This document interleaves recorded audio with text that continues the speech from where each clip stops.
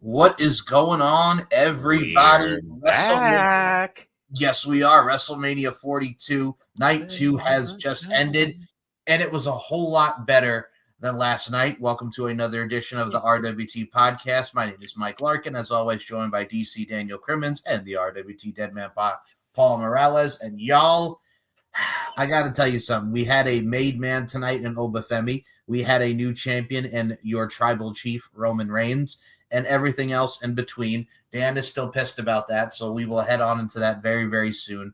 But guys, we are back, and it's funny because I had initially published this live to go at 11 p.m. like last night, but then I saw we were done at 9:30, and I'm like, we really got a 3.5-hour WrestleMania tonight. Okay. And we also got John Cena and Danhausen in a segment that everybody wanted to see, which we'll also get into that with Danhausen on WrestleMania with The Miz and the Toxic One, Kit Wilson. Guys, how are your feelings going into this? Was it better than night one? Well, that bar was set really low. Yeah, that is very true. Like, we're talking like maybe Inner Mantle of the Earth low. Oof. Like, right next to the planet core, that low. It's hard when you set that bar that low, and especially after last night where the running time for the matches and the running time for commercials were about even. That's what's sad. By the way, before we actually jump into the actual time and we calculate everything, I want to say this first and foremost. I know I sound like Michael Larkin now. I don't ever want to hear anybody complain about AEW and the running time of them running over 5 hours, 6 hours, or whatever. Because the difference between AEW and WWE is that there is action for about 5.5 hours of a show, not just an hour and a half here, an hour and a half there. Yeah. I don't ever want to hear anybody complain that AEW is boring, AEW is whatever. At least there is action being shown for at least 5.5 hours of a 6-hour show. Yeah. I made my comment to be known. No, because like we were saying, like this was a 3.5-hour WrestleMania tonight. Was it better than last night's? Sure. There was a lot of stuff that I enjoyed. There was a lot of stuff that I thought was fun. But I think with this one, with what you were going into it, you all wanted to see Oba and Brock. They wanted to see Roman and Punk. We had the return of the Demon. People wanted to see how Rhea and Jade was even going to go. Could she hang with Rhea Ripley? And I think she did. I did get part of that right with the interference of Mia Yim and B-Fab. But all in all, with these last 2 nights of WrestleMania, I got to tell you, man, all in all, if I'm being honest, we got to do better next year. But then next year again is in Saudi. So we shall see where that goes. As of now, it's in Saudi. So with that being said, as of now, I'd like to play this first before we get into the WWE news outside of WrestleMania. One thing we did not play last night was Brody Lee Jr. in his first match got the win over Joey Janela, and these were the superstars that he paid tribute to in the match. Of course, Mr. Brody Lee, his father, Kenny Omega, MJF, Bray Wyatt, Cody Rhodes, and Natalya. And here's some action from Brody Lee Jr. and Joey Janela. Oh no, thumbs down! Oh, and another! Uh-oh. Oh, wait! Sister Abigail! Janela's down. Brody. No. I think it's Joey who's in danger. Whoa! Oh, Yeah. discus lariat connects, and he's gonna end this the only way he can with a sharp shooter to Joey Janela, and Joey taps. I am so happy for young Brody Lee Jr. I'm not gonna lie. Joey Janela was very graceful, protected him, and they had a hell of a bout. You know, for as much shit as Joey Janela gets, a lot of it justifiable. I think he would even tell you that. Yes. You look at what he did last year with Sabu. You know, giving him Sabu carry, helping carry Sabu and make sure he was good and had a good last match. Did great with that.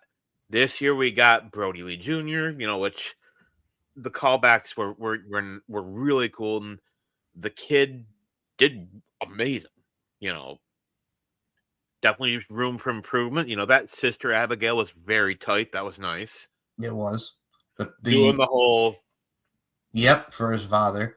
The only critique that I would have liked to have seen, slap Joy and do the whole yeah, do that whole bit. Agreed. I think the Crossroads was sweet. How he came out of that was nice. I mean, he got to do a friggin' heat seeker like friggin' MJF, like everything that was cool. That was MJF's response was great. I'm gonna bury you next to your father. It's next to. I didn't it say next to Darby. Oh, Darby. Excuse me. My apologies. Next to Darby. Yes. I mean, he's not Christian Cage here, Michael. No, he's not. He said, "Wait till you turn 18." MJF said, "Wait till you turn 18." But he told him, "Wait till you turn 18. Your ass is mine." Essentially saying, "Your ass is mine." Now, also, the most wholesome response. I mean, Natty commented all that, but Amanda Huber, his mom, was very happy. That was, I know he's still so young, and I'm sure there were those nerves, but yeah, I'm sure a part of her seeing what her kid did. How could you not be proud of that? And then we saw her post saying that my baby's a star and no one can tell me otherwise. That kid's got it. Like, the crowd's he's never gonna be a heel. No, he's the ultimate babyface. Like, no one is gonna. There's no one you could have him get heat on. Just no. Now, Paul, what did you think of Brody Lee Jr. getting his first win against Joey Janela?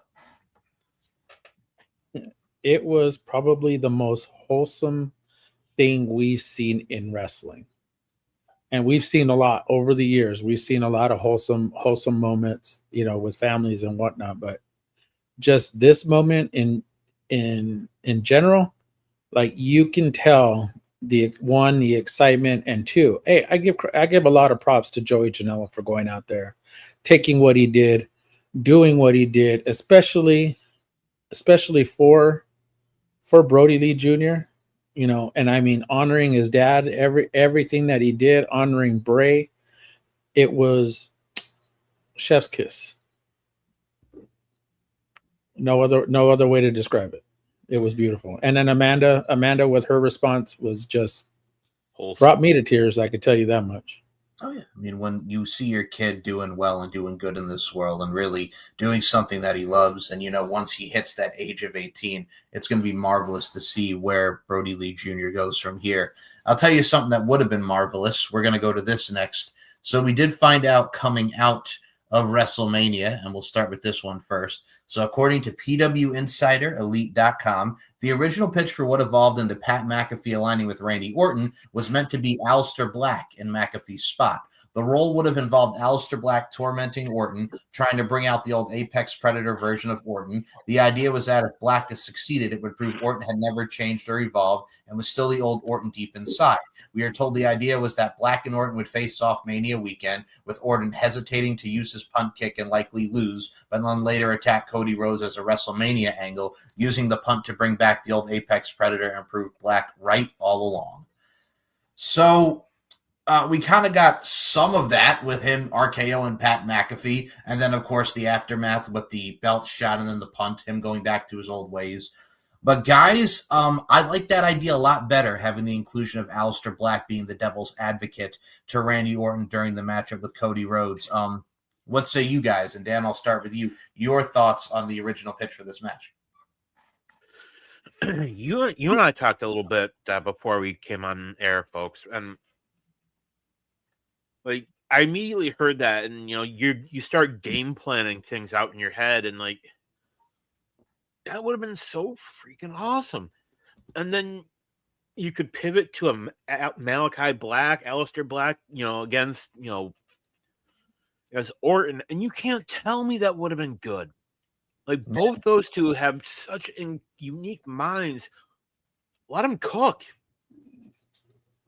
I agree, but TKO went the route of Pat McAfee because, get the eyes on it, sell tickets, celebrities, and the ESPN. Like, Pat McAfee still could promote ESPN within WrestleMania, but he didn't need to do this. But we got what we got, unfortunately. And, Paul, I ask you now, what were your thoughts on this original idea that was supposed to be Black, not McAfee?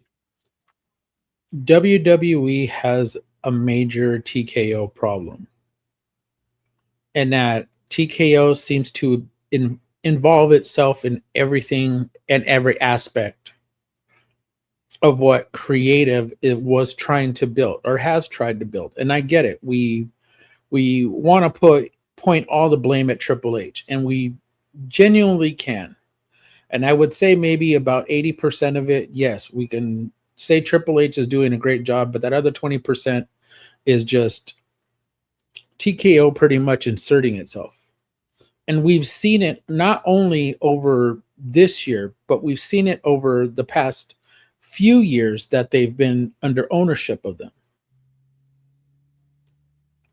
Yes, there are great moments that they've had. Yes, we watched some really, really good wrestling moments. Cody finally getting his finally finishing his story. But what came through that was that you ended up with The Rock inserting himself when he didn't need to be there.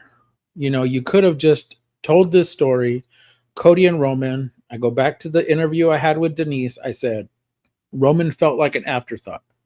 We can go to last year's Royal Rumble.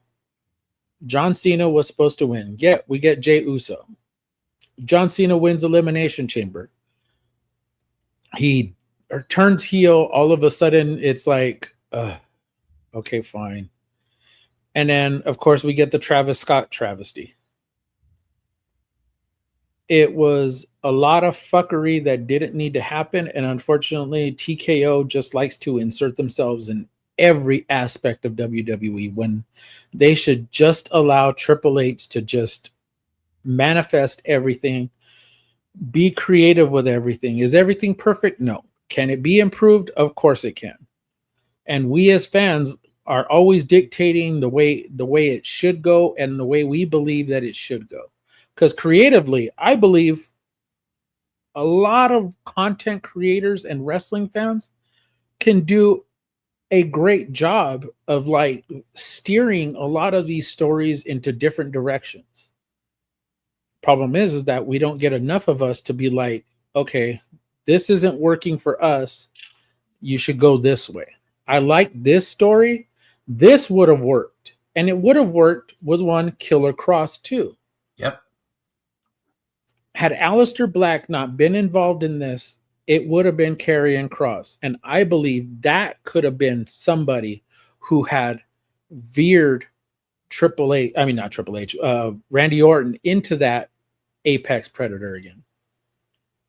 I like that a lot. And I also think, too, like you mentioned with the TKO problem, I think the amount of backlash that they got for Pat McAfee, because we mentioned last night we were supposed to get a tag match at Backlash with Cody and Jelly against Randy and Pat.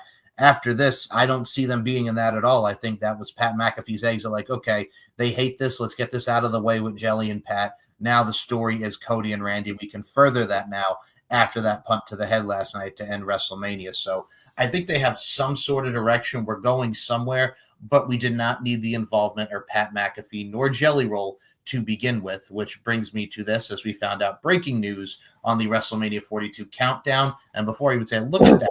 Look at this man right here. Look at that eyeball. Holy hell. That eyeball is friggin' swollen shut. It's giving me Rocky Balboa vibes. After Rocky. Adrian! It reminds me of Rocky 3 too, with Mick. So Cody Rhodes suffered an orbital injury last night at WWE WrestleMania 42 and is not medically cleared. His return timetable is also unknown. I can confirm that Cody Rhodes is not medically cleared, and after speaking to medical staff, I can tell you the damage from that main event was severe. After Cody Rhodes needed 3 sutures to the face and 4 staples to the back of the head. As for the punt that you just showed from Randy Orton, the impact of Cody's orbital socket was so severe that his eye is still completely shut. So again, Cody Rhodes is not medically cleared, and his timetable for return as of today is up in the air. So he took a right hand, he took a punt to the friggin' mush, right in the friggin' eyeball. Cody Rhodes has an orbital injury. So I will ask you first, Paul, what were your thoughts on this, everything that we now know with this injury, and the fact that Cody Rhodes took that punt like a champ? He looks cool. He does. He looks like he actually been in a fight, mm-hmm. and not in a slapping contest. Nope. Well, you know what? Hey, you know what? Give him some time off. Let him heal. You could even run him out there on SmackDown on Friday. Maybe the swelling will be down a lot. Yes, there will be bruising, but hey, it is what it is. Or you can not have him come out. Maybe cut a promo like on a video or something. Mm-hmm. Although I do like him coming out in front of an audience, people booing him, kind of cheering him. Maybe Randy coming out saying something, to him. Maybe something that along the lines, or elevate somebody else into that position to where I'm not saying Randy has to take a back seat. I'm just saying that you need somebody else in that picture to kind of liven things up, I would say. Dan, what do you think? I think you have a chance to kind of pivot a little bit here. Pivot.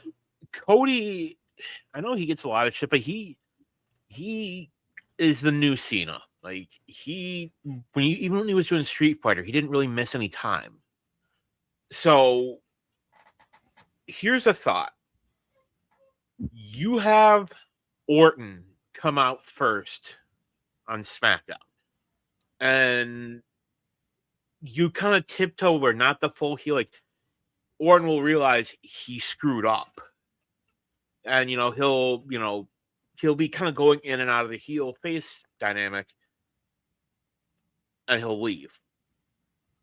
Cody will come out sometime later with shades, acting heelish.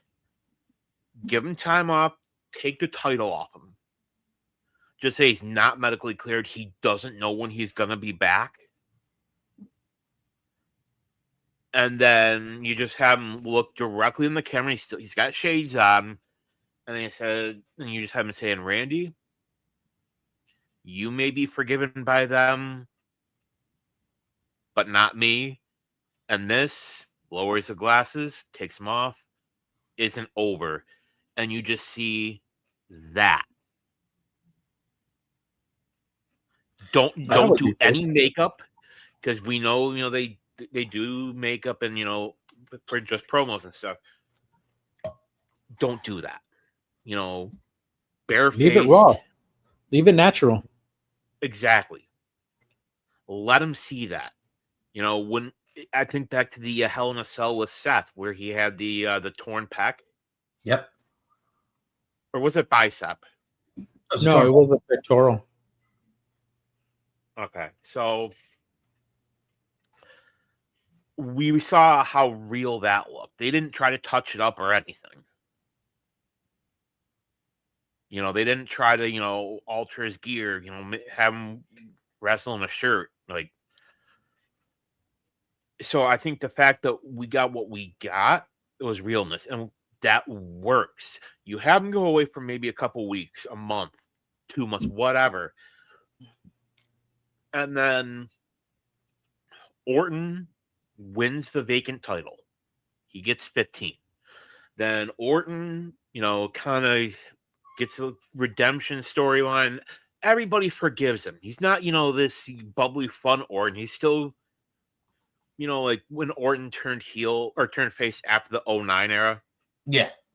That kind of face-ish Orton. He's like this. Then around Money in the Bank, SummerSlam, whatever, you have Orton retaining the title, and then he's on the corner, he's doing his pose, he gets attacked, destroyed, beaten down, all that, and then punt kick to the head on Orton, and then person just stops in the middle of the ring. Yes, you're gonna do another masked man bit, so sue me. This one works. He takes the hood down, mask off. It's Cody. And then you have Cody just snap and snap and snap. And he turns in to Bullet Club Cody.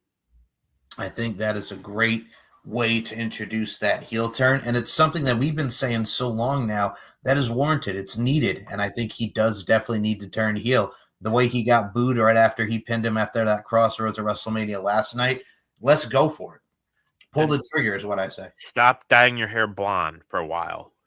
And go back to black. Friggin' the old black hair. Oh my goodness gracious. But yeah, that was the injury that went to Mr. Cody Rhodes. Yeah. You can tell, like there were a couple TikToks I saw of Orton like leaving, and you can tell like he's hurting because where he hit Cody's face, that's like right bone on bone. Yep. And like he looked worried, like he knew he fucked up. The way I look at it too is you did see the video after WrestleMania where Randy was legit checking on Cody Rhodes, like, are you okay? Stuff like that, man, is also very wholesome. That shows their friendship, but we wish nothing but a speedy recovery and love and respect to Cody, as we do each and every one on this fine show. And the last thing I actually wanted to mention before we get into WrestleMania, we did unfortunately have a death that took place today. Rest in peace to WCW superstar Van Hammer, passing away at the age of 66. Guys, we lost Van Hammer. I guess I didn't realize he was that old. Like me either. You know what? I didn't even realize he was that old. I used to dig him. Like I remember, wasn't he in the Flock at one point? Yes.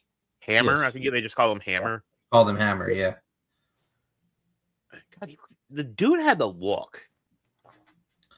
Dude had the look of like a champion. Like he could have been something more than just a mid-carder or a jobber. Like he looked like he played the part and looked the part. And he wrestled. It's not like he was like some chump of a wrestler. No, like he was really good. I think he wrestled like DDP, Finley, Booker T, all like the top guys too, and Goldberg. Yeah. I think he even had a couple matches with the guy whose name we don't mention. Yeah, I think he also. Oh, you mean Chris Benoit? Yeah, there you go. That guy. Paul's gonna mention. Oh, that guy. I think didn't he wrestle like Ron Simmons, Vader, all those guys too? Like, yeah, back in like because he was around for a while. Yeah, a lot of people forget about that. But yeah, 66, like the dude, this thing. Yeah, that's the rough part. Is like you look at how they're not even old. Like in the terms of like wrestling, he's not old, and not even in life, he's not old. Like it's just sad, we don't know exactly what happened, and all that's pretty much irrelevant as to what happened. The fact is someone lost their life, and rest in peace to Van Hammer, his family, our condolences, our love, our prayers to all of you. It sucks. It sucks when the wrestling community loses somebody. I mean, come on, man. Major Slash, Misfits in Action. It was his later years at WCW, being in the Misfits in Action. Yeah. It's an action. It's sad. It is. And I will say this, something that was not sad, something that did bring us joy was the opening matchup of WrestleMania 42 Night 2. So we started off, which was actually the shortest match on the card, Obafemi versus Brock Lesnar. We were all saying it. For the love of God, Brock Lesnar does not need to win this, and he did not win this. So we started off with them locking up. Oba would not go down. Brock finally got him down with a clothesline in Suplex City. He put him into the post on the outside. And then Oba was doing the uppercuts in the corner. Brock Lesnar gave him an F5. Oba got right back up, and he proceeded to hit him with a choke slam, the fall from grace, 1, 2, 3, only one fall from grace. And Oba Femi beats Brock Lesnar clean right in the middle of the ring. But it's something that everybody was talking about afterwards. Brock Lesnar was crying. He took off his pads. He took off his boots. He left everything in the ring, hugged Paul Heyman, hugged and gave love to everybody in the crowd, kissed everybody, waved to everybody, and Brock Lesnar rode on into the sunset and what believes to be the end of Brock Lesnar's career. Brock Lesnar has retired. Now I see Daniel Crimmins' face. I know you want to say something. Go ahead, Dan. So I mentioned this last night. I mentioned this on our last couple episodes. Links are going to be down below. Cheap Pop, that's like 2, I think, 2 and 1. 2 and 1, yeah. And I think what's real, if you remember on Raw a couple weeks ago, there was that segment between Gunther and Paul Heyman, and Heyman said, "Oh, I owe you a very big thank you, but why?" And Gunther just gave him the smile, and he says, "Paul, you owe me so much more than just a big thank you." I think at some point, probably closer to SummerSlam, because SummerSlam is in Minneapolis, Brock's hometown. Uh-huh. I think what's likely to happen is he's going to say, "Paul, you owe me that favor. I want the Beast. I want to end his career my way at SummerSlam." And then you have Gunther beat Brock. And then Paul, you had to have Paul just say, I can't do that, you know. And then you have Gunther just destroy Paul. And that, you know, okay. Paul's dedicated. Have Gunther chop him. There you go. There's a lot to really think about even into that. It's the only, by doing that, that is the only way that you are going to get Brock Lesnar cheered. Yes. I mean, he did get cheered when he did drop everything at the end of the match. A lot of people were very stunned by this, as we all were, but I got to tell you, man, it was a beautiful sight to see. So we will see if the Gunther Brock Lesnar match does happen. Daniel does have a great point with the story aspect of this, because it definitely makes sense for the career killer gimmick of Gunther. Now, I was very happy Oba won, as I know we all were, but Paul, I'll even ask you, besides the fact that the right person went over, what were your thoughts? What were your thoughts on Oba and Brock, and also Brock retiring at the end of the match? I'm going to say this before we actually start. Before I actually start what I was going to say. I said in our predictions that this match had to go one of two ways. It's either you do a bunch of spots, everybody gets their own thing in, slam bam, thank you, ma'am. It's done within a couple of, or give them the 8-minute, 9-minute, 10-minute special of getting the crowd into it, energy and everything. But what we got was right in the middle. We got 4 minutes of a great match. And I thought it was great because, one, you showed these two massive men in the middle of the ring, and the right one went over. And I feel like Brock did what he needed to do to get Oba over. And it was well done in 4 minutes. Oba, and I thought it would probably take more than just one fall from grace for him, or one fall from heaven to finish it. But the choke slam, the fall from grace, it was perfect. And I thought it was just a quick match. But what stunned everybody, like you said, Brock taking off his gloves, sitting there in the middle of the ring, taking off his gloves, looking at Paul, unlacing his boots, going out, and just kind of standing there, waiting for, and people were applauding him. You did get some applause. You did get some thank you, Brock. And it was cool. It was fun. It was entertaining. But where do we go from here? Honestly, Papa Lark said this perfectly. Oh, he thinks that Oba Femi should be the one to beat Roman for the title. And I don't hate that at all. I do not hate that at all. You want to know who's going to hate it? My wife. Although that would be kind of like, for her, that would be kind of like a hard thing, because One, she likes Obafemi, and of course, she acknowledges her tribal chief. We will get to that. We will get to that at when we talk about the match. You know, now that Papa Lark mentioned it and brought it up. Hi, Papa Lark. Hi, Papa Lark. I can't think past that and just think that works. It does. He doesn't need Money in the Bank. Just, because we don't need Roman to be champion for another year. Yeah, he does not need it for over 1,000 days again. No. So I think what you do, I think their next pay-per-view is in a couple weeks. Yeah, Backlash. Not sure where Backlash is. Tampa, Florida. So that's right near his place. Which was originally supposed to be in Puerto Rico. Yes. So I think what easily you could do, you have Oba versus Roman. Oba wins it. Yep. You have a monster. You have a big monster. He's the next big thing. Like, he is what Brock was 20 plus years ago. Yeah, when he first came in and beat The Rock for the title in that run. Yep. And that and you can look at Oba. Oba's better on the mic than Brock.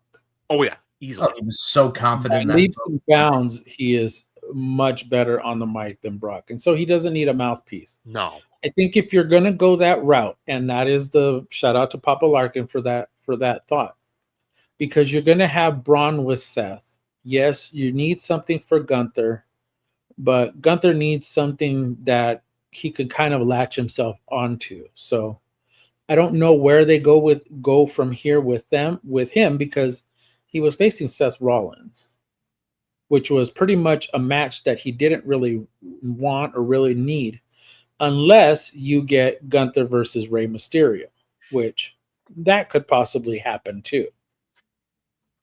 Which we were originally supposed to get, yeah. But I mean, I don't know. I personally also want to see Gunther and Oba square off down the line too. I think that will be great. But I think the sky's the limit for Obafemi. And speaking of sky's the limit, we got to go to our second match now. And let me tell you something, guys. This ladder match was off the effing chain. We had Penta defeat Javon Evans, Dragon Lee, JD McDonough, Rusev, and Rey Mysterio in the Six Packs Challenge to retain the Intercontinental Championship. The Spanish Fly from JD McDonough off the ladder. Rusev just snatching Javon Evans off there, doing his best Jeff Hardy from TLC, hanging onto the belts in that spot.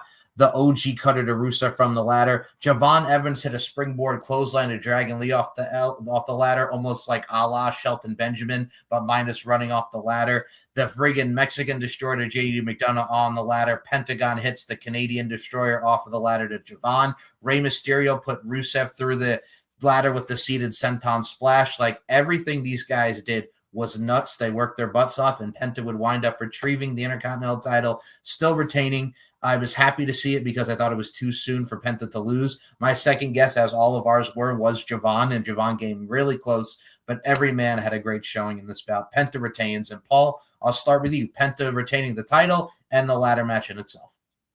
Well, we said at the beginning that something that it wasn't going to change. I think in our predictions, I believe we all said Penta, that it wasn't going to change. It wasn't going to change hands. That he was going to eventually retain, which is perfectly fine with me. I am 100% happy at the fact that he retained. I really, really am. I genuinely thought this match showed that Javon Evans is a star. It showed that we underestimated one Dragon Lee. Mm-hmm. Rusev is Rusev. Rey Mysterio is Rey Mysterio. But oh my God, you can't tell me that we did not see a couple of new stars that actually lifted themselves out of, and shout out to JD. I know his big-headed self does what he does, but oh my God, dude is just a beast out there. Yes, he is. I don't care. I mean, I thought what he did was great. I thought what he what he went out there and did, taking that Canadian destroyer, Mexican destroyer, whatever you want to call it, the destroyer. He took it like a champ. Diggity.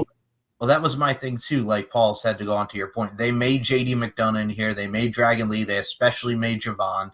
You have the future right in your hands. You just got to do something with it. I thought everybody, and I got to give a shout to JD with everything that he had with his ribs and the injuries that he sustained. The man's a trooper. He's nuts. But God dang it, man. I love this. I love what they did. Give me some more of this. And Dan, I got to ask you your thoughts on Penta winning in the ladder match in itself. I really wish they would do a multi-man ladder match at Mania every single year.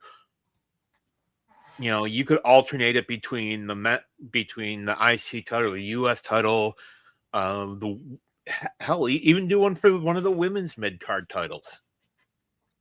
You know, and I think that it would work. And I think again, right dude won. You know, Penta is your star. I think they underestimated him, you know, both in ring ability, the appeal to the public, and it's working. I think eventually you could lead it to Money in the Bank, have him cash in on the WWE champion. You know, you have so many options. I think, like you mentioned, everybody had a coming out here. Like, we had JD basically say, "Hey, here I am, bitches. I'm not just a tag team guy." Mm-hmm. You know, to me, he was a breakout star because we know how good Dragon Lee is. Dragon Lee is really awesome, especially in AAA too. He's somebody that, similar to a Rey Mysterio, in that, yes, they're not the biggest of guys, but they can still connect with the crowd and get over. Rey, if you would have told me 20 plus years ago when he was in WCW, you had said, "Hey, this guy's going to be a multi-man world champion," I would have thought, well, I kind of see that, but I don't think he'll ever do it. Right. But even back in WCW, Rey had gotten over. He got over despite WCW. The matches with Malenko, Jericho, Ultimo Dragon will be here all day. But that's my thing too. And like Rey Mysterio, for his age, yes, he's slowing down. Yes, he's hurting. But what he's been doing, I've been loving seeing what he's doing. And everything that went into this ladder match epitomized what a ladder match is supposed to be. I mean, they heightened the 2015 Intercontinental title match in 2016 as well. They heightened all the ladder matches that they've done in WrestleMania history. So I think this really symbolized the past, present, and future. And hot damn, what a great story and what a great match this was. And speaking of matches, then we go on to the 7 o'clock hour. And here was a matchup where we saw a star shine, a star be born, and a star that we kind of knew was probably going to win this, but I'm okay with it just because it just shows the craziness that is now going to be enthrived within Sami Zayn. Trick Williams with Little Yachty in his corner defeated Sami Zayn for the United States Championship. Very short match. I mean, it showed Sami, Michael Cole heightened it, just the fact that, oh my God, you know, it's a new Sami Zayn, this more intense Sami Zayn. He took out Little Yachty again. Him and Trick went back and forth. The finish came where Little Yachty hung him up on the rope. Trick hit the big boot for a near fall, and then Sami hit the exploder, goes for the haluva kick, gets the Trick shot knee. 1, 2, 3. Trick Williams is your new United States champion. Little Yachty is back from getting haluva kicked on SmackDown. He got his revenge on Sami Zayn. I think it was also kind of a foregone conclusion just because of how over Trick Williams is on the roster. I think him and Carmelo Hayes would be a great feud for the United States Championship, focus on their NXT history and bring it into the main roster. So I think that will be very cool. But all in all, this match was what it was. You kind of had a feeling that Trick was going to win because he's so hot right now. He's on the money. So the right person went over. It continues the story of Sami Zayn's continuous heel turn. So with that being said, I'm going to send it over to Dan first on this. Trick Williams and Sami, Trick winning the title. Super great. I mean, was it a predictable outcome? Yeah, absolutely. Yeah. But man, was it the right call? Yes, it was. You know, Trick winning. Dude got over organically on his own. Yep. You know, from NXT, and I remember seeing him in NXT and being like, this dude's got it. Like, I mean, yeah, he was the flunky for Carmelo Hayes, kind of green wrestling wise, but he could talk. oh yeah. And you know, I go, and I know I mentioned it, before this and on our last show, but Triple H did that interview where he said, we really don't have a lot of people to take the place of our top stars. You've got an Ilya Dragunov, you've got a Trick Williams, you've got a Carmelo Hayes. You have more people than you realize that you could, if need be, put them in the main event. Trick Williams and Randy Orton, give me a story with that.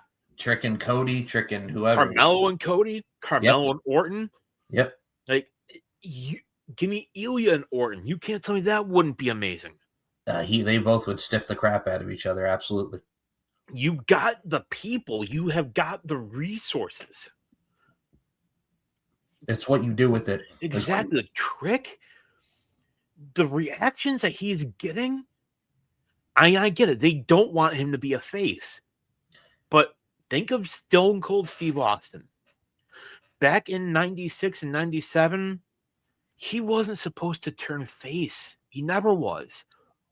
Like when he beat Jake the Snake at King of the Ring, the whole Austin 316, that was supposed to be basically like him mocking religion. That was supposed to be a heel promo. And they kept trying, and then it didn't work. They have him stun JR. Then the next week, Vince, he was your guy. He wasn't going to, you listen to your fans, and it works. Trick, you can make him world champion by SummerSlam.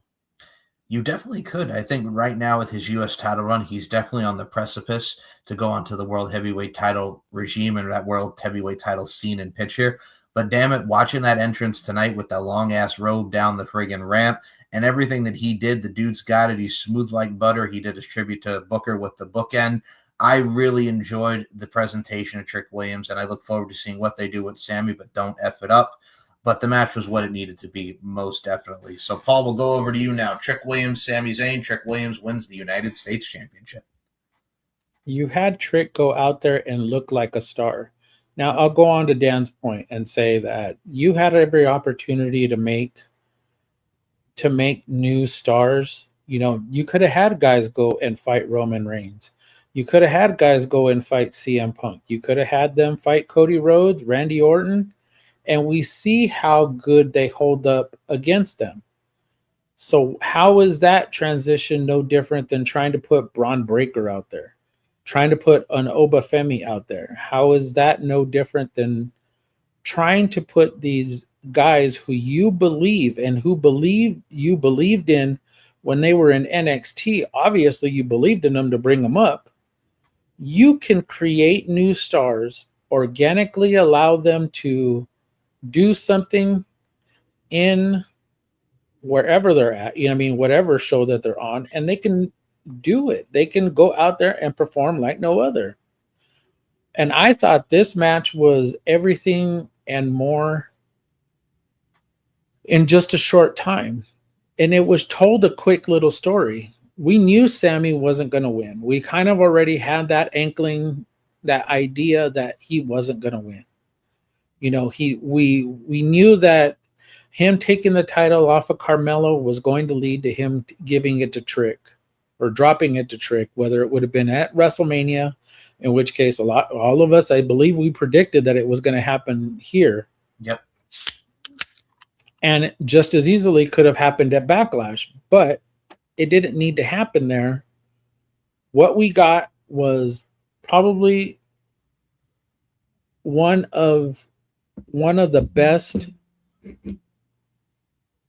for being a heel. Trick Williams is so over. Like Randy Orton, you can't make him a heel now. You really can't, because people are so behind him. They want him to get number 17. Much like how people wanted John Cena to get number 17, they want Randy Orton to pass Triple H and get number 15. Sorry, not sorry. But as far as the match goes, I think Sammy has an opportunity to prove to people that he is going to be and eventually be in that title picture, and they need to do something with him and not keep him in that mid-card title picture. And he needs to turn heel. I'm sorry, Sammy, but you need to turn heel. I think we're definitely going to see something with him and Cody in the very near future. I think also looking at Trick Williams too, like the lemon pepper steppers and everything that he's got the gift of gab and he's got the look like you guys mentioned. But I think right now, when you see presentation and poise, Trick Williams is that guy, and he's got the rocket to the moon here. Speaking also of heels that come off very well and are very, very over, we go to our next matchup, as it is a street fight, as Adam Pearce announced earlier in the day that it was now a street fight match. The Demon Finn Balor returns to take on Dominic Mysterio. I love the entrance. I thought it was so cool to see Finn back as the Demon. We haven't seen it in 3 years. And Dominic hiding, and Michael Cole telling Dominic he's a jackass for friggin' throwing his mask at him. I thought it was hilarious. Michael Cole grooving to the Fiend. I'm sorry, God rest his soul. The Demon Finn Balor's theme and Dominic looking scared. They had so much subtleties, intricacies, and nuances here. The kendo stick shots, the chair shots, everything in between. It was a hell of a brawl. Him throwing the Demon through a table. We got to see the chair wrapped around his face for the 619, the chair wrapped around Dom's face for the drop kick. These guys beat the crap out of each other. A gourd buster onto the chairs from the Demon to Dominic. And the finish came with Finn Balor putting Dominic through that coup de grace right through the table for the 1, 2, 3. If you're going to have him come back as the Demon, he ain't losing. And I think what these two did to end this whole Judgment Day feud between the two, it was perfect. And let's see where Dom goes next. And it was really cool just to see the Demon back in full effect for this one particular matchup and this feud. So very much I enjoyed this match, and I enjoyed seeing the Demon back. So, Paul, I'll start with you. The Demon Finn Balor returns to take out Dominic Mysterio. I don't think we should have been told that the Demon was coming back. Same. Honestly, and we're all on agreement. And I believe Dan and Nicola all said the same thing in our prediction show. It all should have been secretive, silence. They spoiled because it. Dom didn't need to know that he was going to face the Demon, because that would have made it so much better. And I'm sorry, as far as like the way the people in WWE were describing it, was like, that's not going to put butts in seats.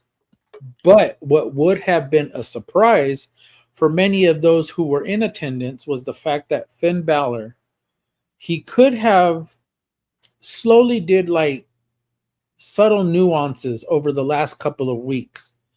You know, maybe Dom find like the face paint, or, you know, the tassels, you know, or a drawing of like the Demon, you know, something. Again, things you could have done to build to this match that could have happened, you know. I digress. But what we got was a cool match. I saw Dom slide in the table and he ripped the canvas. Yep. And I believe they put a logo over it to tape it up, to bandage it up, or they got rid of it, one or the other. But I just thought the match was cool. The match was interesting. I would have liked for it had been for the AAA Mega Championship. That would have had a nice twist. Never been done before. That would have had a nice twist. That really, really would have had a nice twist. I think they should have. If they didn't have Dom versus El Grande Americano, who's not Ludwig Kaiser. Or not Chad Gable. No. And not Chad Gable either. My dad told me that, you know, used to tell me stories of El Grande Americano. That whippersnapper taking on the George Hackenschmidts of the world. Oh, yeah. El Mascaras, the whole nine. Yeah, all done. It made sense, though, why they're not doing that. Dom, I think, will be perfectly fine. I'm more curious to see where they go with Finn. I would love to see him back in the title picture. We saw the matches with Punk, or even for the Intercontinental title would be sweet. But just get the title off Roman. Get the title off from Hay. That's also a nice little touch there. Do that like right now. But overall, I did thought it told a great story. Can we do it tomorrow night? Can we just do it tomorrow night and just be like, hey, look, he doesn't need them title. Look, like, why not? We've done it with Kane. We've done it with Rey Mysterio pretty much in the same night. Yeah. I mean, we've done it with so many We did it with other Sting years wrestlers ago. over the years. I did think that we definitely should have had the AAA title on the line, though. That would have been a nice twist, like we mentioned. And also, it's never been done before. But I got to ask you, Dan, overall, what'd you think of the match in itself? It was fun. It was a lot of fun. You know, I would love to see it again. Same. You know, I would love to see them run it back. Like, I think Dom has gotten so much better than when he started. Night and day. Like, back when he first started, like, if you had said, "Hey, this guy could potentially be a world champion at some point," I would have told you were nuts. you would have been like, "Yeah, no, him, no." If his last name wasn't Mysterio, he wouldn't be there. Right. But joining Judgment Day and turning heel eventually, he developed this. He got better. But, you know, how can you not? When you're around guys like we're around guys like Damian Priest, JD, got guys like Finn, and then around Liv and Raquel, people that have and R-Truth. You know, people that have such a knowledge base. How could you be around that and not get better? To the point where now, if someone said to you, Dominic Mysterio could one day be a world champion, you'd be like, yeah, absolutely. And that's what I'm saying, man. And I think that I've gotten better at doing this because of Michael Larkin. That's why thank you. I've gotten used to doing this a hell of a lot more, and I give a lot of credit to Michael Larkin, because if not, then I would not have gotten better at communicating with y'all. Thank you, man. I and then of course we got Dan that came on board. That all of a sudden now we just like this big tripod, and we just mesh. Let me mesh. Speaking of something, acknowledge us. Speaking of something that definitely did mesh, I did like this match, but something else that I did like. We're going to take a detour from our last two matches here, and we're going to go to the segment that we are all going to talk about that we laughed at. So we had WrestleMania be announced as the night 2 attendance. John Cena to come out. It was 55,256 with a combined total of 106,072. And then here came The Miz, and Kit Wilson said, no. I'm going to get my WrestleMania moment. John Cena said, hey, Mike, how you doing? He goes, I'm sorry, who are you? I'm John Cena. And that was, I thought was so funny. And then the music hits. Danhausen came out with the midgets, and he drove all the way to the ring, and he went over to John Cena. I got something to say to you. And he goes, I'm a big fan, Hausen, which I thought was hilarious. And then he told the midget to go after Kit because he called him toxic, kicked him right in the ding, hit him right in the ding, punched him right in the dick. And then the friggin' other one, and then Danhausen punched Miz in the dick after the midgets dogpiled Kit Wilson, which I thought it was hilarious, him yelling dogpile. And then Danhausen, with John Cena's blessing, did the 5-knuckle shufflehausen on the Miz, and then he went to disappear, and nothing happened. He just ran away and went under the ring with the midgets, and John Cena's laughing his ass off like that was awesome. This was great. Retired life is awesome. And that segment was just so funny between all of them. John Cena putting over the future of wrestling within the WWE. The Miz doing his role perfectly. Kit Wilson got a WrestleMania moment. So this was just fun upon fun upon fun. You know, Hausen. I gotta freaking say it. Go ahead. There's no bigger example of a Tony Fumblehouse than Danhausen here. Like, tell me you saw the smoke and it just little poof. And then you just see him standing there and he's like, well, I guess I gotta go. Goodbye. He gets out of the ring and then he's all trying to slope down, like to crawl around the ring. How could you have that and like not realize, hey, this guy's got something? But no. But now you remember there was those reports of people in WWE weren't sold on Danhausen. I'm pretty sure they are now. Yeah, after that Cena thing, I'm a big fan. Hausen, which I thought was hilarious. Everything. This whole segment was funny. It was if it were Vince McMahon, Vince McMahon would have said, all right, I'm pulling him. He can go. He don't need to be here.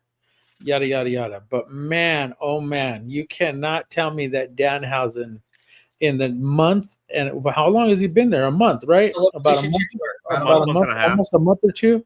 Yeah. A month and a half. Okay, you cannot tell me that man has not made an impression on not just Triple H, but everybody in the back, except for Pepsi Phil, because he already knew him. Whew. Well, So did Jade. Yes.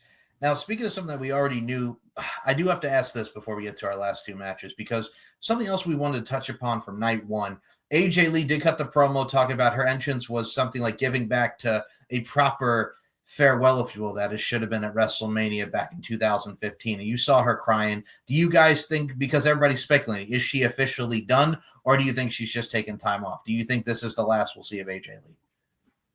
I don't think so either, to be honest. I think she's just... No, because you're not going to go out as going this route. I think you could still have a few more matches, and again, when you go back to Hot Ones with the Hot Ones episode that she did with her husband Phil, she did mention the fact that there were some people that she did want to wrestle. So at least if you're going to give her, at least I could see the emotion. You can hear the emotion, see the tears. She didn't get to say goodbye, but I don't think this is her goodbye. I just think this is, I'll see you in a while. Let me go do what I was going to go do, or anything that I had planned, and I will be back. And I give it about a month or two, maybe if that. I think so too. I think the way that she got to kind of redo what happened at WrestleMania 31 was a perfect way to kind of rewrite history of how she went out the first time, as opposed to how we went out here now, and putting over Becky to close the chapter on their feud. And speaking of something that we also got to close. Hold on, Dan has a thought. I saw the wheels on the bus go round and round, sir. What I kind of want to see. Okay. You had mentioned the Hot Ones with Becky, or with Punk and AJ. I want to see two. I want to see one with Punk and Rollins. Okay. And I want to see one with AJ and Becky. You can't tell me because honestly, the four of them, they play off each other so well. Oh, they're amazing together. You cannot tell me that would not be entertaining. I think personally, the Becky and AJ one would be a little more entertaining. Yeah, than Punk and Rollins. I agree. I'm sorry. I like the guy told him to say something, say a compliment about Seth Rollins. He goes, he could punch above his weight. I go, that was a good line. I go, pay him a compliment. He could punch above his weight. That was the compliment that I have. He could do that. I think he goes, what? That wasn't good enough. That wasn't no. Okay. I think something we could definitely compliment here is our semi-main event, as we are already at the semi-main event of this fine show, as it was Jade Cargill and Rhea Ripley for the WWE Women's Championship. It was better than what I thought it would be. Jade and Rhea did their thing. They went back and forth to trade the power game, if you will. Rhea hit a Hurricane Rana. Jade, out of all the things to do, she hit a one-winged angel, Kenny Omega style, for a near fall. I thought for what we got, it was fine. You knew the interference was coming from Michin and B-Fab. You definitely had Io come out. I definitely saw that coming with the moonsault taking out Michin and B-Fab. And then we almost saw a lot more come out of Io too. Oh my goodness, dare I say, hubbada hummada. And then giggity. And then, then we had Jade hit the boot. We're on TV. Don't you know we're live? You can't edit that out, man. I'm joking. You're good.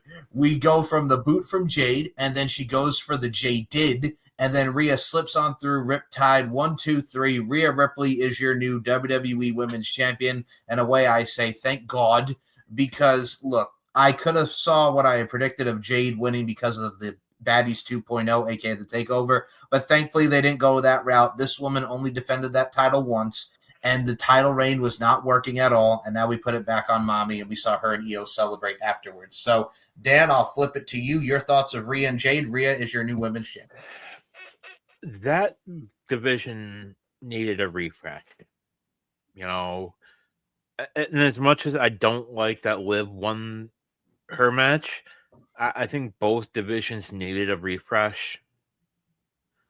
You know, the SmackDown division more so. Oh yeah. Because, like, I'm sorry, like, the problem with Jade is that they tried to replicate her AEW run. And it didn't work. No. And I don't know what you do with Jade from here. I would have thought Bianca, but we're not getting Bianca now because Bianca's pregnant. Not for a couple months. Yeah. Yeah, we're not going to get that one for a little while. Not for a little while. And we're not even going to get her and Naomi for a little while. Again, we go back to I'll go off of what Dan said. Yes, both divisions needed a refresh, but even though they both need a refresh, what do you do with each division? What do you do? What can you do with each division in order to kind of give it a boost? I mean, because if you look at the SmackDown division, you have Rhea, you have Jade. Where's everybody else? Charlotte and Alexa. You have Charlotte and Alexa in a tag team. You have Julia, Bailey and Lyra in a tag team on Raw. I guess that would be in the. Let's just say they're in a tag team. The United States title, either you elevate Chelsea Green, either you elevate Michin, or you elevate Chelsea Green, you elevate Julia, you elevate Diana, Jordan Grace, but you do it in a way to where they also get to fight each other. You know, it's always credit to creative when you can get them at least in somewhat of a story to where they're all fighting and vying to be that number one contender. You know, you can't just say, oh, hey, you know, like as in Tommaso Ciampa running in the back and telling Tony Khan, I want a shot at the AEW world title. Okay, well, you know what? Darby Allin won. Okay, well, yeah, you can have it. Nah. You know, well, that's literally what it was. It's like, hey, I want the winner. Okay. That's what it was. Yeah, but you need these number one contender matches because we need to know as fans who is in this upper echelon of who are the elite wrestlers in your division, in the women's division. We know who the mid-carders are, and if you're going to do anything with Jade, you need to have her have some sort of little fall from grace, and then elevate her back up. And I have to say, this match wasn't boring. No, it just took time to work, and I give Rhea a whole lot of credit for working with somebody who doesn't necessarily have the best ring experience, and she did it well, you know. And I give Jade a lot of credit because she worked so damn hard, and you could see it with everything that she was doing. And every little aspect of that match, you could see how much Jade has improved. And we've given her gripes. Yep. We've talked shit because we know she didn't have the experience. And she is still very green. And no, I am sorry. AEW is not your NXT. No. It will never be. AEW, that women's division was pretty much where they had you at, was like Evolve. That is OVW. Ooh, I went there. I said OVW. Now, here's my thing, too. You also did bring up something that I have to go touch back on that you said about the U.S. title. I unfortunately think that they're going to have Tiffany beat Julia. And don't get me wrong. I love Tiffany Stratton, but she doesn't need the Women's United States title. I'm sorry. She doesn't. But I think they're going that route with what we're going to get either next week or the week after. I think we're going to have Tiffany. I have an idea, though. I really, really have a quick idea. How about the match is going on, and just as Tiffany is going to win, Jade comes out. Her music hits. She comes walking out. She comes to the ring and said, I'm sorry. I don't want to bother you, but you know what? This match is trash anyways, blah, blah, blah. Do some sort of heel shit. And Tiffany just be so mad. And then they start attacking, or, you know, her and Tiffany go at each other. I'd much rather see that because Tiffany was just the champion. Yeah, we never got the rematch. She was just the world champion. How do you push her down to that level? I mean, yeah, okay, well, I understand, with like Bailey, I don't get it. Becky should be in the main event picture. Why she's a mid carder, I have no idea. Give me Natty, give me Natty, the low key Natty. Give me that. I mean, you have every opportunity to elevate so many women. I just feel like they're not doing enough with them. And a shout out to Undertaker. Shout out to Mark. I mean, I agree with him. If you're not going to do anything with Chelsea, I'm going to bring her to AAA because I know she could work down here. And I will say this, if you guys are not watching AAA on the WWE YouTube channel, The Undertaker knows how to produce. He knows how to work with these talents. And who knew that one? You did. Oh, wait, I did. Now, Dan, I have to ask you, we all gave our thoughts. We all can agree Rhea was the right winner, and we thought the match was okay. What did you think specifically about the match in itself before we get to the minute? For what it was fine. The right woman went over. They weren't in it. I don't necessarily blame Jade. You can only do so much with what you're given. Unfortunately, I think she should have gone to NXT, but the match was fine. Curious to see what they do with it. Like, Rhea is still so freaking over. Like, and again, she's another one got over organically with the crowd. We've said it for years, you and I, like ever since she was the NXT UK Women's Champion when she made the transition to NXT, like that woman was fire from jump. Like honestly, from jump. And I'm so happy to see where she is now, our dear mommy, as all three of us do enjoy mommy. Now, we are also going to enjoy this main event of the evening as CM Punk defended the World Heavyweight Championship against Roman Reigns. And we're going to put Paul's wife, hi, Paul's wife, on the screen because she acknowledges her tribal chief. Shout out to Paul's wife. There she is, doing as only as she can do. And with that being said, baby boo, let's get into this main event. So, CM Punk, I have to add this before we even start the match. Did you guys like the AFI with the old school Ring of Honor music and the old school tie, like he did with MJF at Revolution all those years ago? Did you like that entrance? Yes. Yeah. Good. I'll be honest. I wouldn't be shocked if he isn't too long for a career. I mean, he's making the most of what he has now, so. What I mean is, he got to main event of WrestleMania twice. More specifically, this one closing out the show and being a singles match, yes, and being, going in as a champion, and there's not much left for him to do. Am I saying he's going to retire? No, but I think he's going to be on a lot less. So I'm curious to see what they do. Like, Lord knows they've got enough talent, and I think we're going to get call-ups. Ethan Page ready for the main roster. Ricky Saints is ready. Joe Hendry ready. He's not there, though. You're safe, Dan. He's not there. Well, you never know. I'll tell you something that you'll never know. When it comes to this matchup as a whole, you never know what you were going to get. It's like life is a box of chocolates. So Punk and Roman start smacking each other. He tells them, don't be mocking me like a little bitch. These two went at it. I really enjoyed the psychology.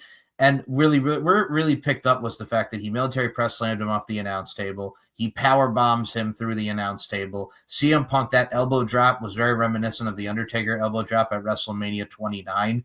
And he did that to Roman through the table. Like the steps where Punk got busted open in the Tree of Woe from the Superman punches, they both traded each other's finishers from the GTS, Superman punch, and everything in between. Like, I thought the sequences were great.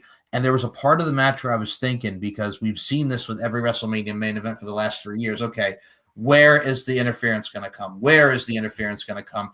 And these two from jump, like the guillotine chokes, Punk getting out, the guillotine choke again, Punk rolling through, and then Punk just coming back with the GTS. But out of everything that they did for this half an hour, it just ends like it did with Netflix with Seth Rollins. He's on Punk's shoulders. He's going for another GTS, but he collapses. Then he takes a spear, and then he collapses again. And then Roman, much like he did to The Undertaker at WrestleMania in 2017, does the run back spear. 1, 2, 3. Roman Reigns, your tribal chief, is the new WWE World Heavyweight Champion. The match told a great story. No interference. It was just, I was exhausted and I collapsed, and that was it. And Roman, the tribal chief, is back up out on top. I thought it was a great story. I enjoyed the match, but I'll let Dan start first because he's still got his thumbs down. Go ahead, Dan. Why didn't you like it? Biggest thing, it should not have been for the World Heavyweight title. It need to be. When Roman was the undisputed universal whatever the fuck champion he was. Because they keep changing what they're calling that title. Yes, they are. So he buried the World Heavyweight title. And now he's the champion. We're supposed to care? Yeah, because he never wanted this title to begin with. It was the lower tier title for him. Yeah. He said that the reason why they created that title was because he was so damn good and blah, blah, blah, and so on and so forth. And now he has it. Now he was sitting there in the ring looking at it like, oh, so this is what this is about. So overall, what'd you think? It was a good match. The match totally fine. No issues with the match. The issue I have is it should not have been for the title. Didn't need it. I hear you on that, but I also think too is like Punk coming in as the World Heavyweight Champion, like you mentioned, he got another special moment. But I also think of it too, like two of those guys when they wrestle, they don't need a title, much like last year when it was Punk, Roman, and Seth. No title was needed. It was just three guys that were beefing, and Paul Heyman had to make a choice. So this year was just kind of the culmination of what we had a year ago in Vegas. So I was okay with it. I think Roman's going to hold this title. Thank God not for 1,316 days. I think he'll probably lose it towards SummerSlam. We mentioned our Oba theory. One day. Okay, you still want it to be one day Reign over here. One day Reign. I want it to be now. God. I want somebody to run up to him inside of an airport and be like, 1, 2, 3, like the 24/7 championship, 24/7 I-95, 7-Eleven, whatever the hell else he fucking said, the damn fucking R-Truth. So Paul, we'll go over to you now. Roman and Punk, Roman winning, and what were your thoughts on the match? I thought it was a great match. I thought it was probably match of the night. But I think if you look at the psychology, I think we can go back to the psychology of the match. I think it was it told a story.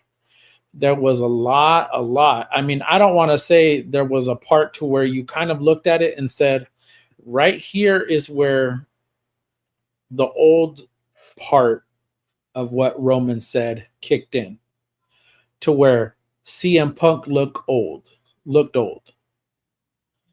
But you could tell that they just went out there. They were both spent.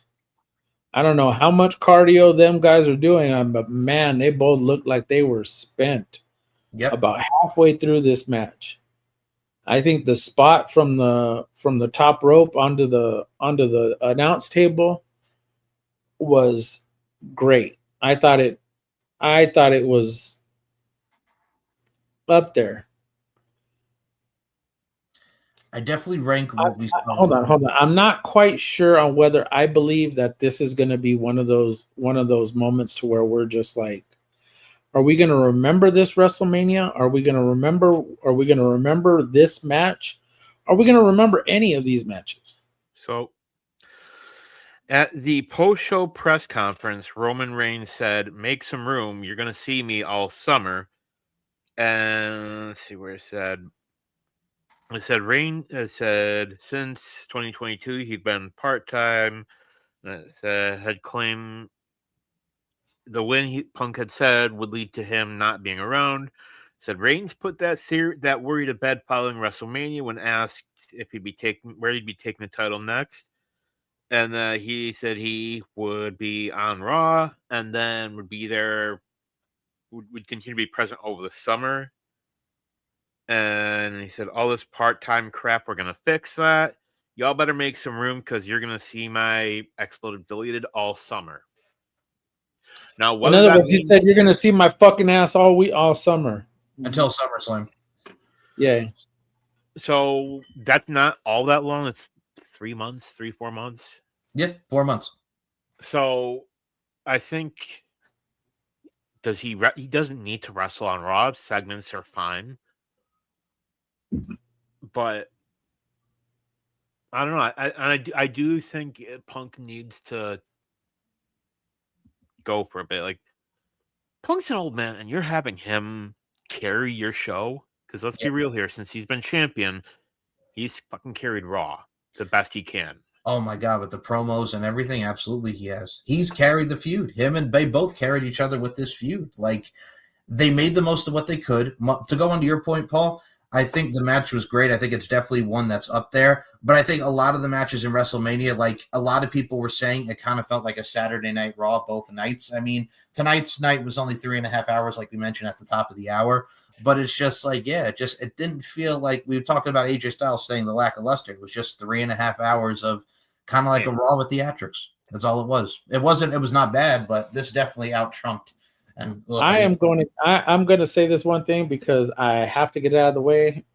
Shout out to my wife. Not only was she acknowledging her tribal chief, but she went perfect today. She went 5 for 5, even though she didn't pick Trick Williams and Sami Zayn, but I picked it for her, so I guess she would go 6 for 6. So shout out to my wife. I acknowledge you, my love, and we acknowledge you. Well, Dan doesn't, because Dan doesn't like to acknowledge anybody. He doesn't like. He barely acknowledges us, but hey, I acknowledge you. We acknowledge you. I'm saying that you went perfect today, and your tribal chief won. Whew. I love you. We all kind of won with this because it was better than night one, but I got to tell you something. We got to do better going forward, man, because when you go into WrestleMania... Ixnay on the fucking commercials. Thank you. Why are you yelling at me, fool? So Ixnay...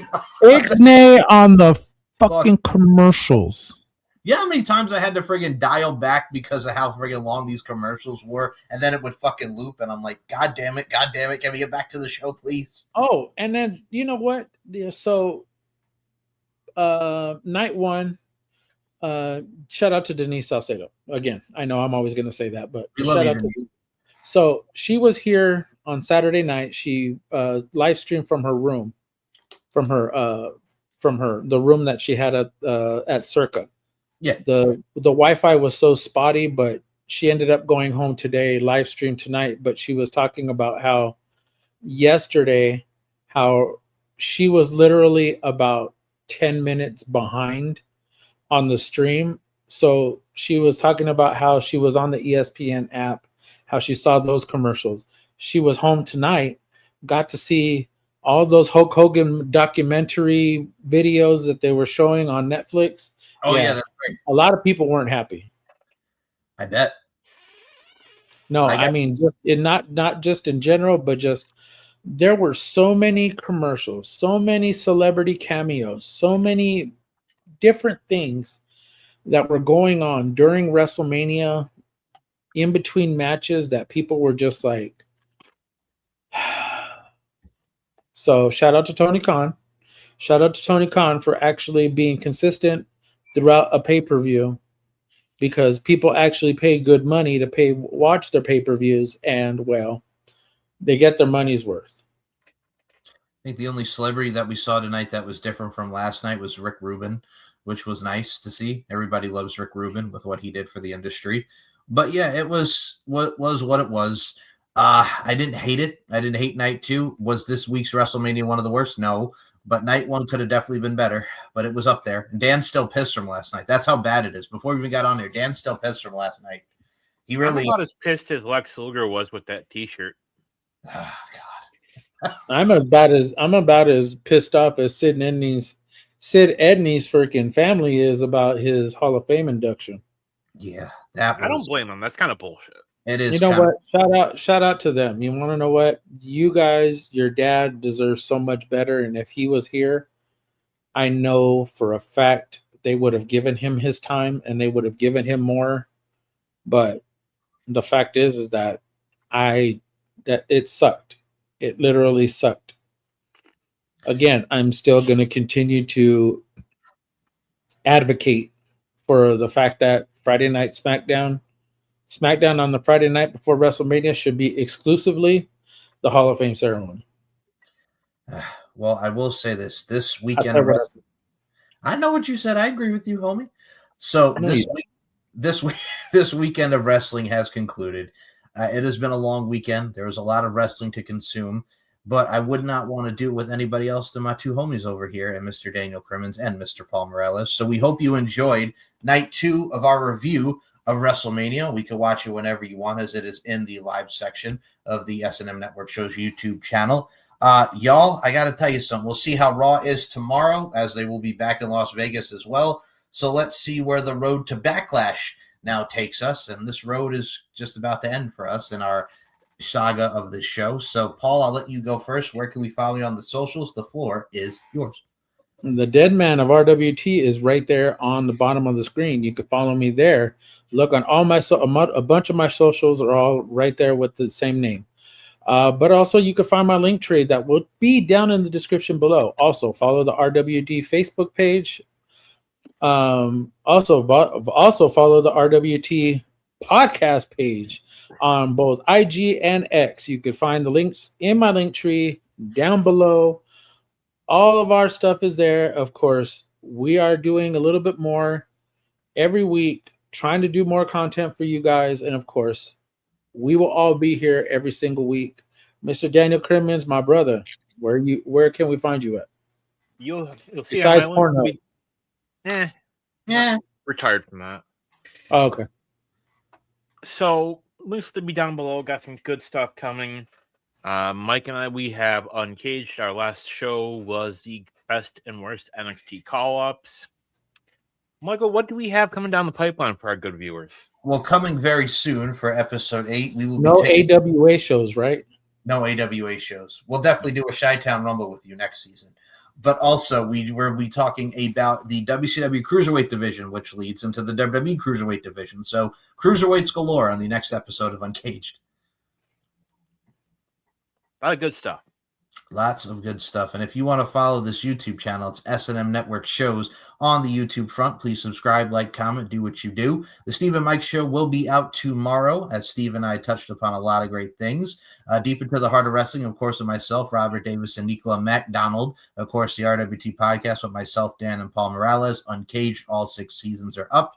You can also check out the Pop Culture History podcast from time to time, the LFC podcast. You can check out On the Mic with Mike and so much more. And, of course, go to SM Show 1 or MCL92 on Twitter and Larkin_92 or MLarkinMB on the Instagram front and SteveandMikeShow.com and LFCfights.com. Thank y'all so much. WrestleMania week has concluded. The weekend was fun. The weekend was delightful. And the weekend was, much like The Miz, awesome. But night 1 can go suck a bag of dicks because Night 1 is doo-doo. He's Curse. cursing night 1. We're cursing night 1. You are cursed. Night 2, way better. Night 1, y'all got to do better. But with that being said, we love talking the ins, the outs, the goods, the bads of pro wrestling, and even some of the ugly, and not even ugly, but the oogle. So for that being said, for Paul Morales, for Daniel Crimmins, my name is Mike Larkin. We'll see you next time on the RWT podcast, and peace out, everybody. Yeah.